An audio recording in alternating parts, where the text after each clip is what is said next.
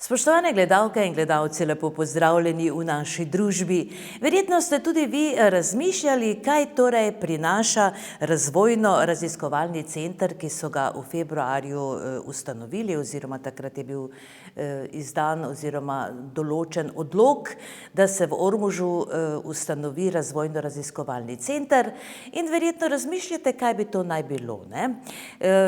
Nekako v povezavi z mrežno-podjetniškim inkubatorjem v Ormožu in vse seveda, kar spada zraven in kaj pravzaprav sploh tam počnejo. Zato je danes gostja Polona Kukovec-Lakota. Polona, lepo pozdravljena v naši družbi. Hvala, da si nam prišla malo razložiti vse skupaj, ne? Saj veš, kako je, ne? Radovednost ne pozna meja. Seveda, z veseljem. Najlepša hvala za povabilo. Torej, v Ormožu imamo javni zavod, razvojno-raziskovalni center. Kaj to pomeni? Kje se sedaj tukaj skriva javna razvojna agencija? Kje je mrežni podjetniški inkubator? Zdaj najprej bi predlagala, da malo skrajšamo, da se pogovarjamo o RRC Ormož, ker je res razvojno-raziskovalni center RRC Ormož, kot se pravno formalno imenuje. Naš javni zavod je zelo dolga beseda oziroma zelo dolge besede, pa bomo tako malo lažje komunicirali, če si skrajšava.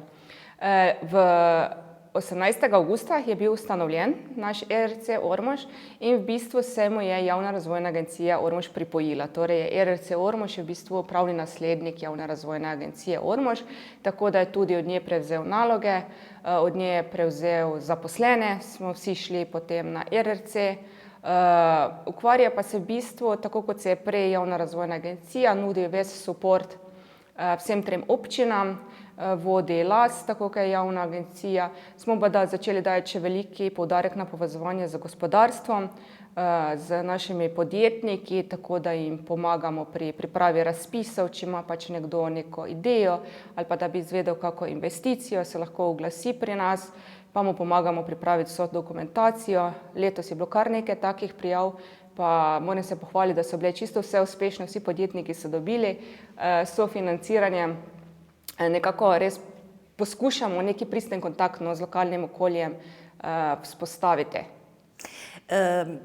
No, povedala sem uvodoma, da je odlok bil potrjen sicer februarja, ne? Zakaj se je potem čakalo tako dolgo? Ker praviš, da je bil ustanovljen v avgustu. V bistvu je tukaj čisto birokracija od zadaj, kar je eno je bil javni zavod, eno je agencija, potem MPI, ko se bo kasneje še priključil oziroma je v planu je DOO in tu gre čisto za pravne zadeve. Moramo povedati, da je to prvi primer, da se je agencija priključila javnemu zavodu. Agencija pa se je v bistvu mogla spremeniti, zato ker to je še bila edina agencija v Sloveniji, ki je bila ustanovljena s strani lokalnih skupnosti.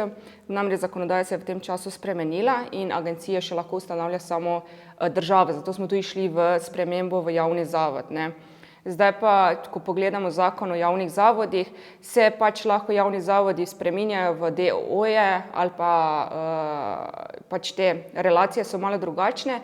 Agencije kot take pa niti ni bilo več ustanovljene s strani lokalne skupnosti, zato je bil težava pač potem to preformulirati v javni zavod, ampak pač nam je uspelo. Eden mora biti prvi v Sloveniji. No, kakorkoli. Ravno to je zanimivo, ne, da ste si nadeli takšen naziv, ne? Razvojni raziskovalni center, RRC. Ja, treba je gledati širše, treba se razvijati. Vsi, ki smo v ekipi, imamo neko željo širiti naše dejavnosti, vedno bolj nekako, mogoče tudi kakšne razpise, kakšne projekte. In če daš malo bolj taki naziv, nekako se sliši, ne. Imamo pa res željo, ja, da se širimo in da pač tudi po mednarodnih projektih oziroma evropskih projektih, da začnemo prijavljati, da tudi mogoče izven naših občin, kje kaj dobimo, ne, tako da čim bolj nekako ta razvoj širimo pa ga naprej peljemo. Naj še pojasniva, torej mrežni podjetniški inkubator pa še vedno deluje samostojno. Ja, zaenkrat še deluje samostojno, je pa v drugi fazi tudi zaradi same lažje organizacije posla. Jaz sem zdaj sama na mrežnem podjetniškem inkubatorju, tudi zaradi projektov, da se nekako priključi razvojnemu raziskovalnemu centru. S tem tudi v bistvu bomo pokrivali vse, od podjetništva do lokalnega akcijske skupine, do pomoči občinam. Bomo res imeli en javni zavod, ki bo celotno to področje pokrival. No, zakaj zaenkrat še niste, torej ne delujete znotraj? To pa smo spet pri zakonodaji, pa pri spremembah statusnih oblik, ker je mrežni podjetniški inkubator je DOO, ono je javni zavod se lahko po tej zakonodaji spremeni v DOO pa ne, javni zavod se lahko priključi, DOO pa se ne more priključiti, pač tu so čist, in ko nam to uspe, bomo spet prvi v državi, bomo neki pravni precedens. No, fino. Polona, ti seveda še vedno ostaješ direktorica mrežnega podjetniškega inkubatorja za 4 ure, torej ne 4 ure, pa si torej na RRC-ju. Točno. In dela najbrž ostajajo enaka, ne? Kar se tiče same funkcije, nalog mrežno-podjetniškega inkubatorja. Ja, kar se tiče mrežno-podjetniškega inkubatorja, še vedno isto, še vedno sem tu za vse mlade podjetnike, še vedno peljemo naprej vse projekte, ki smo jih peljali do sedaj. Še vedno probamo neko tisto prvo vez med podjetniki pa drugim okoljem vzpostaviti, še vedno nudimo subvencionirane poslovne prostore, v glavnem, kar se tiče mrežnega podjetniškega inkubatorja isto. Pa tudi potem, ko se bo ta priključil RRC-ju, bo še vedno isto, jaz bom na tem delovnem mestu, bom počela še isto, pa samo malo se mi bo obseg delovnih nalog razširil. No, glede na dober glas, ne, ki se tako lepo razširi v 9. vas, te zelo hvalijo, ne, na tem tvojem delovnem mestu, ne. Tako da si dejansko uspešna, ne, vse, kar se tiče informiranja mladih podjetnikov in vseh tistih, ki torej na nek način poskušajo zagnati svoja podjetja. Najlepša hvala. No, koliko takšnih podjetij, torej teh mladih je, ki si jim pomagala torej na podjetniško pot? Zdaj zaenkrat jih je noter 13, v avgustusu pač 3 je preteklo ta doba inkubiranja, so že toliko zrasli, bodo pa še vseeno ostali noter kot neki mentorski support, kot tisti, ki pa bodo zdaj novim prišlekom pomagali. Si pa obetam, da bodo spet kmalu nova podjetja, ker se že zelo zanimajo, tako da zdaj koliko, ne vem, bilo je prek 170 mentorskih in podjetniških svetovalnih ur opravljenih, tako da nekaj je, no. No, to je kar nekaj, ne? Ja. No, recimo, kako poteka ena takšna pot nekoga, pač domnevamo, da je to mlad človek, ne, lahko je tudi starejši, verjetno, ne, niso leta tako pomembna.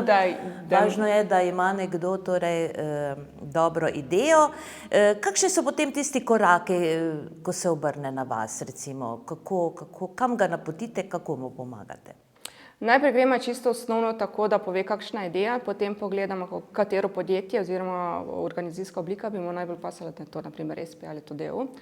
Potem pogledamo standardno klasifikacijo dejavnosti, da se lahko registrira, ali potrebuje mogoče obrtno dovoljenje, ali potrebuje kakšne druge še pravilnike, pogoje, da mora kaj izpolnjevati. Potem pa ga napotim na registracijo samega podjetja ali na spot točko ali na obrtno podjetniško zbornico v Ormož, kjer se registrira podjetje. Ko si podjetje registrira, pogledamo možnosti, ki je kakšnega sofinanciranja, če lahko dobi pač kje kakšne denarje. Nudim razni support, mogoče pri mreženju, pri poslovnih prostorih. V glavnem na mene se vedno lahko obrnejo, potem pa že nekako probamo rešiti vse izzive in težave. No, in koliko vidimo, vam tudi zelo dobro uspeva. Sicer pa je Razvojno-raziskovalni center RRC, ne?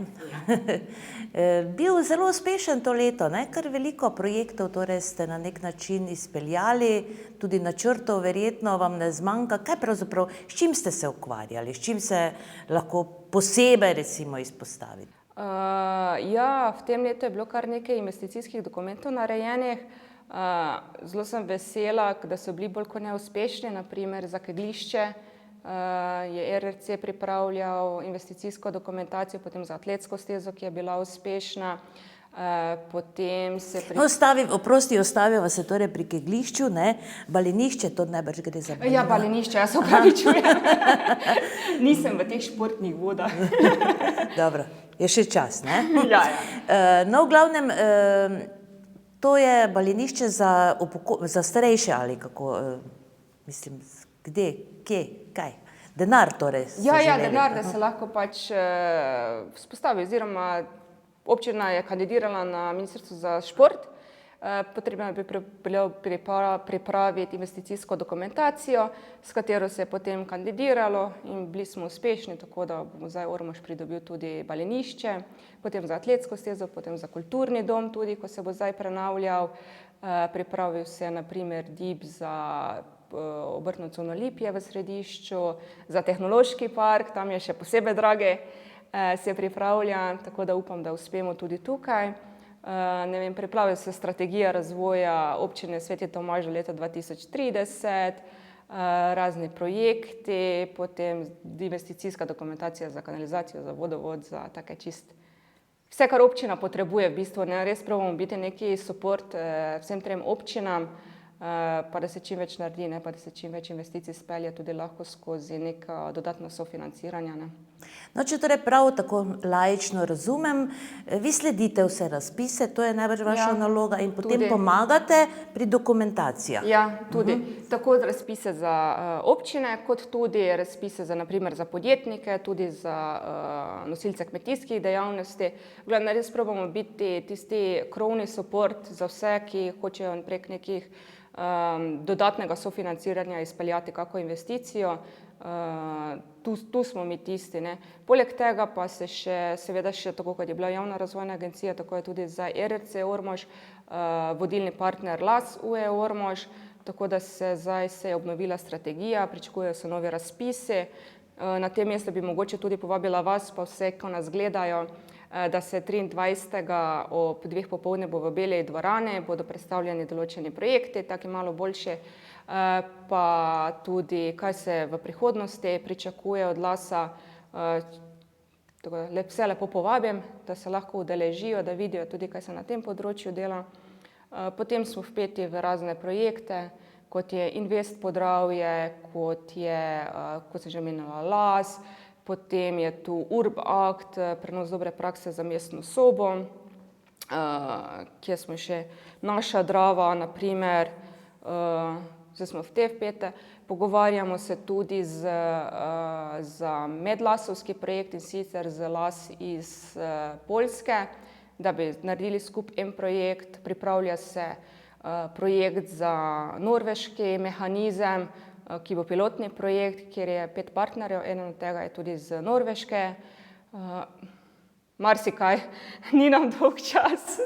Verjetno bi rabili več časa, ne, da vse obrazložiš. Ja, zdaj, če gremo samo po investicijski dokumentaciji, koliko je, če bi hotela vse našteti, to sem res samo enih par tako pobrala z glave. No, ustaviva se sedaj pri tehnološkem parku, ne, to se tako lepo čuje. Vemo, da bo v obrtni coni, ne, tam ob cesti, proti nekdanji tovarni sladkorja oziroma proti gasilskemu poligonu tam, ne? Nasproti Mercatorja. Ja, no, tako je še bolj enostavno. No in kaj bo to? Kaj bo to obsegalo? To bo zgradba, ki bo torej, se boste vi vsi selili tja? V bistvu to bo zgradba. Nam zelo zdaj primanjkuje, in kar je meni zelo hudo, ko vidim podjetnike, ki bi potrebovali proizvodne prostore, in teh ni malo. In naši mladi podjetniki so res inovativni in bi to nekako krvavo potrebovali. Ne? In tu je tisti manjek, ki ga pač občina nima, oziroma lahko rečem vse 3 občine. Ne? Želimo vzpostaviti res eno okolje, kjer bi ti vsi mladi podjetniki med sabo sodelovali, kjer bi bili neki laboratoriji, kjer bi bil res taki en kreator neke podjetnosti, kjer bi se tudi ti podjetniki med sabo mrežili. Mi pa jim lahko res skozi razpise, skozi pomoč, skozi podjetniška svetovanja nudimo neko tisti krovni support. Ne? In če so oni med sabo si že lahko pomagajo, tudi mogoče okoli ne vem kakih orodja, kakih strojev, kaj takega. Tako da moja velika želja je, da to uspemo. Jaz verjamem v to, da bomo uspeli. pa da nastane taki res en inovativni center, en tehnološki park, na katerega bomo vsi ponosni. To pomeni, komplet bi se selili torej, in torej razvojno-raziskovalni center, mrežni inkubator. Vsi bi šli tja. Tam bi potem tudi bili prostori za te mlada podjetja. Seveda, spodaj bi bili proizvodni prostori, zgoraj je namen za pisarne, za konferenčne sobe, za predavalnico, mogoče kakšne laboratorije, spodaj pa bi bili pač proizvodni prostori, skladišča, trgovinice smo se tu umislili, en showroom, kjer bi se lahko pač vsi izdelki takoj videli, če kdo pride, tako da razdeljeno malo. No, kdaj pa bo to prešlo torej v realnost? Ja, jaz upam, da čim prej, no.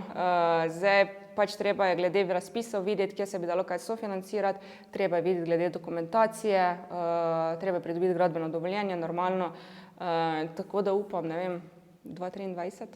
No, zanimivo, mislim, to ni tako dolgo, ne? To je moja pobožna želja. No, zanimivo pa je tudi projekt Mestna dnevna soba. Kaj je to, ne?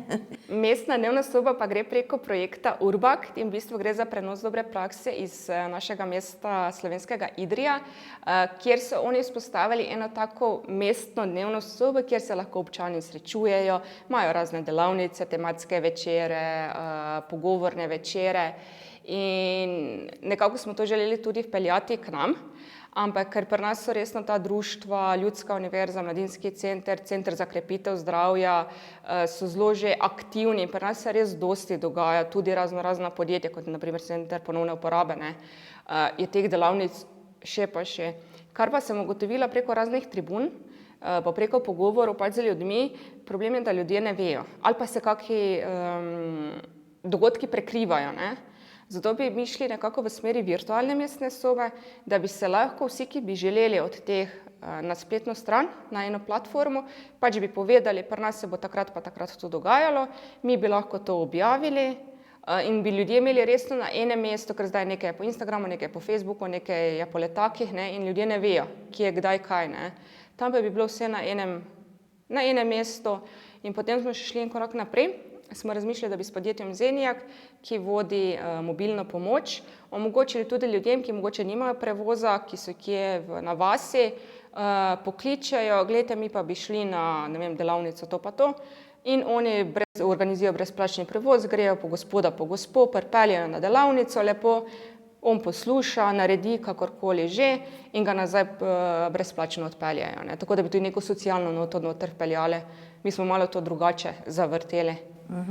No, torej, mestna dnevna soba, to bi bil prostor ali bi to bilo virtualno? Torej? Zdaj, v prvotnem namenu je bilo mišljeno, da je prostor, ampak mi kot taki, kot občina se mi zdi, da ne rabimo še enega prostora, ne, dodatnega, ki bi bilo to, ne vem, imamo Grajski center za družine, imamo Mladinski center, ki so prostori, imamo mi neke prostore, ne, in zdaj, da bi še samo en poseben prostor za to delali, se nekako, ne vem, se ne vidimo noter v tem.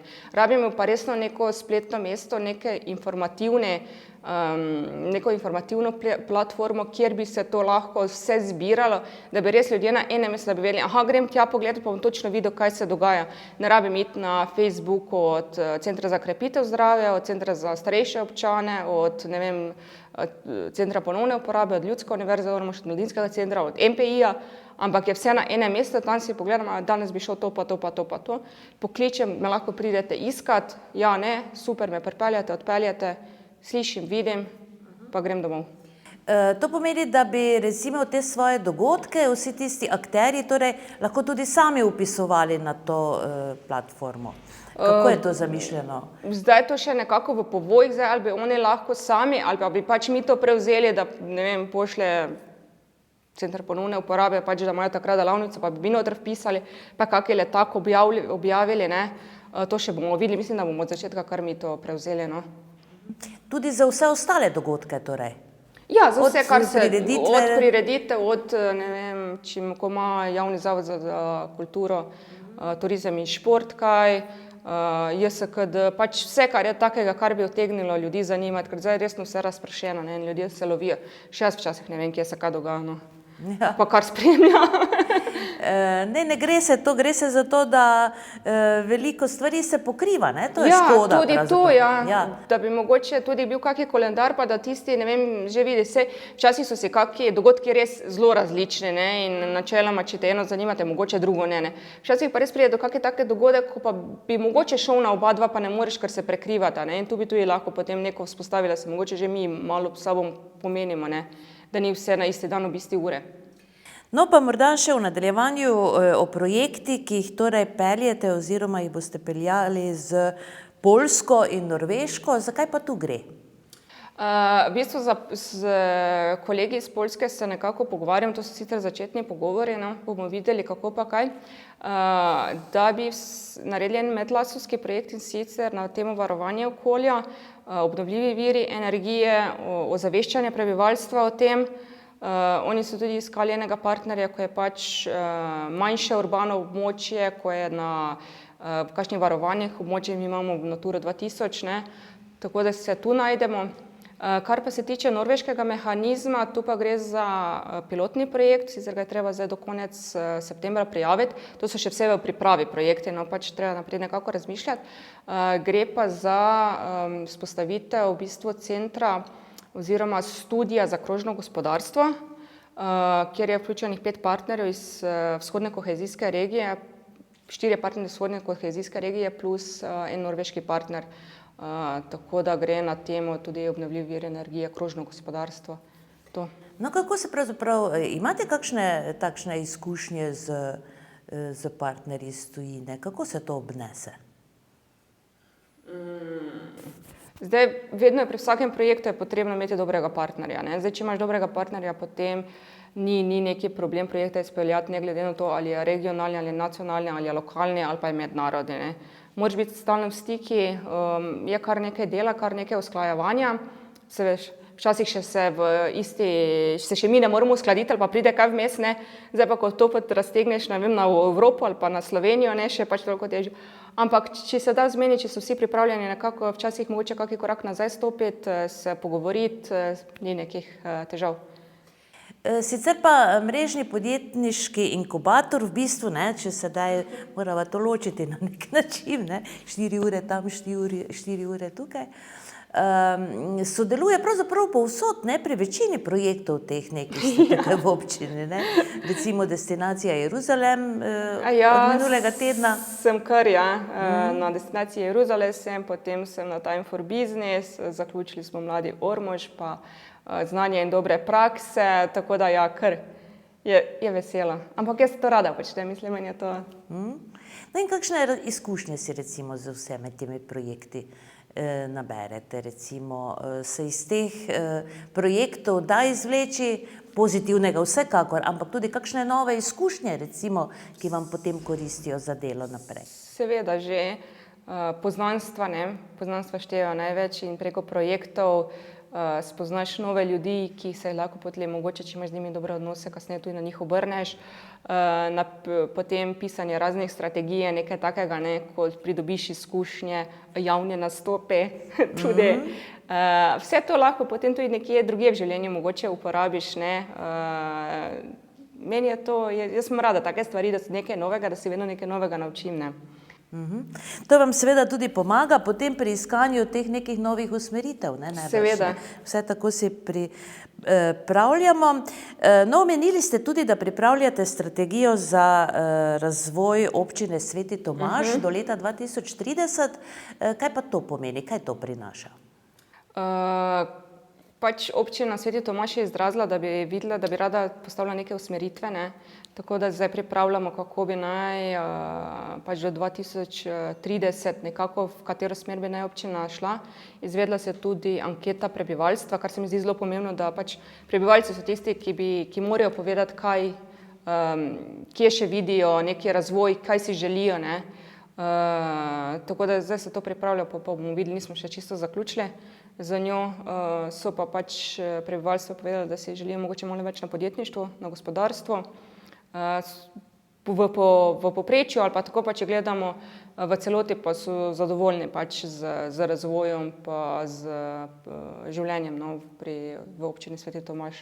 No, to so ankete, kaj pa potem recimo, kaj si želijo, torej v katero smer bi se želeli razvijati, torej verjetno področje gospodarstva je tisto, kar jih... Področje gospodarstva, področje podjetništva, kakšne nove ceste, potem kakšna nova trgovina, zadovoljni so z razvojem turizma, seveda nove službe, to je tisto, kar je najbolj pomembno, ne, da bi se v tem smeri še nekaj uredilo. No. In to sodelujete potem najbrž, dobro, rekli ste, da boste anketo opravili, ampak verjetno z županom, ne? Ja, seveda, z občinsko upravo, z županom, moraš biti povezan, da se tudi oni vejo, ko bodo naslednje proračune pripravljali, ne, kaj je tisto, kjer bi mogoče lahko kakšne postavke dvignili, kaj mogoče ni več toliko pomembno. Vedno je treba z vsemi župani sodelovati, z vsemi občinskimi upravami, biti vedno na veze. To naš direktor zelo dobro upravlja. Tako da res nekako probamo tisto kompletno podporo. No. Kako pa lokalna akcijska skupina, kako je uspešna po vašem mnenju? Kar ne? Ja, kar. Naša Drava, na primer, je en tak medlasovski projekt, ki ga kolega vodi. Zdaj strategija se je obnovila, pridejo počasi, bodo letos tudi novi razpisi prišli ven za las. Zdaj se eni projekti, ki se vlagajo noter pač, ne, ker je to obdobje poročanja, bo v oktobru začelo, en kup projektov je že bilo sofinanciranih, tako da kar, ja. Mislim, da smo, pa tudi kar sem bila okrog mogoče na kakšne sestanke, smo vedno pohvaljeni, ne, da smo res dobro organizirani, no, pa da ni nekih težav z nami. No, no vsaj koliko so nas, ne, kot mediji vabili zraven, jih je bilo dejansko, ne, veliko teh projektov uspešnih in so si ljudje kar malo opomogli s tem, ne, da ne rečem precej.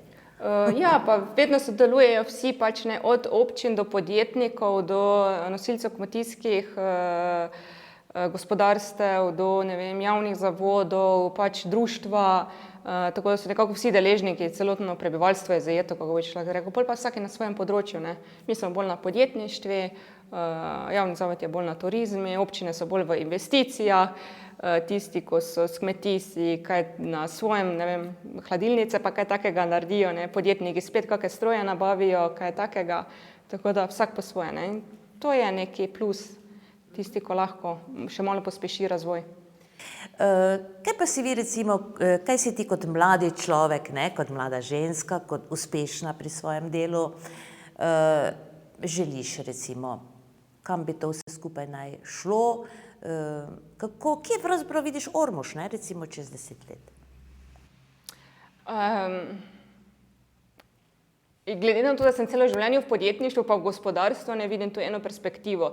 Jaz pač že ta naš tehnološki park sanjam malo, da ne, vidim, kaj si mladi želijo, ne, in tudi jaz si tega želim, da bi resno nekako prosperirali v tem področju, da bi bile mlade družine tukaj zadovoljne, ker tu je res, ko si mlad človek, ko imaš majhnega otroka, šolski sistem je dober, osnovna šola Ormož ponuja in sploh nekih dejavnosti. Letos imamo prvo šolko, zato vem. Tako da tu vzgajati otroke, tu si vzpostaviti družinsko življenje, čisto okolje, varno okolje, dober šolski sistem, dobra neka socialna podpora, med sabo se tudi poznamo. To je nekaj tistega plus, ki ga potem, ko si v mojih letih ali pa malo mlajši, malo starejši, pač tu nekje, ko daješ veliki poudarek. Treba pa še res malo ukrepiti gospodarstvo, zdaj se, kot veste, investicije v poslovno cono izvajajo, dosti parcel je že prodanih, da ne rečem, da je malo, da ne da je razprodano.